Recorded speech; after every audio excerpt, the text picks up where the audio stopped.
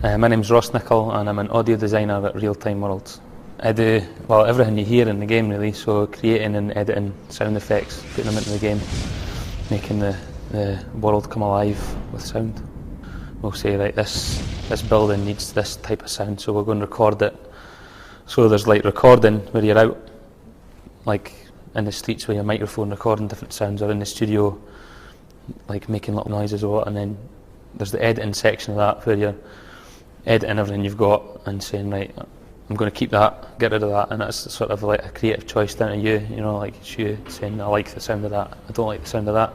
And then there's a technical point of view, you've got to be able to implement it into the game, so you've got to kind of know the software and know the procedure for getting the sound from the microphone edited and then into the actual game. When I was really young it was like drums, and then I got into guitars because girls like guitarists more than drummers.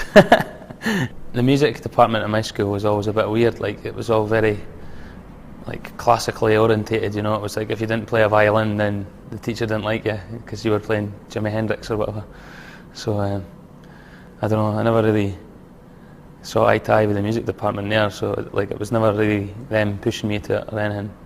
I worked in a music shop.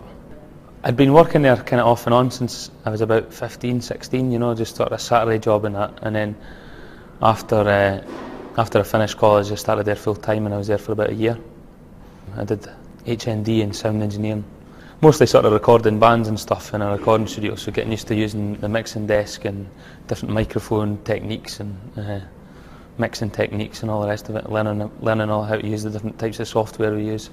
I considered going and doing a music degree, but at the end of the day I didn't really think I needed a piece of paper to tell me I could play guitar or be a musician, you know. Like it's about proving your worth as a musician rather than saying I've got a bit of paper that says I can play this, you know. Getting the first job that gave me the break was just from working in the music shop. I always sort of saw it as just a stepping stone, but like it gave me the opportunity to meet that guy and get to know him, and then ask him about if there was any jobs, and then get an interview.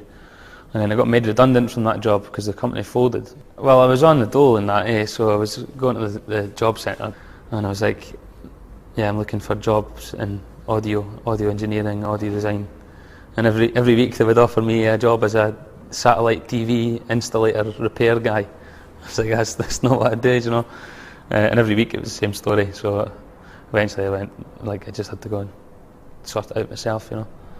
But then it was through being back at the music shop again that the guy who hired me here, he knew the guy from the music shop and the music, and then again I kind of got speaking to them and said I had experience and asked if I had any jobs going and that. And so it's been quite handy. Like the music shop's been kind of a useful resource. Like so, like I'm the only person in the family that's not a teacher. Everyone else, my brother and sister, my mum and dad are all teachers, but I was always like, nah, it's not for me, you know. I want to actually be doing it rather than teaching it. So I wouldn't say I was a hardcore gamer.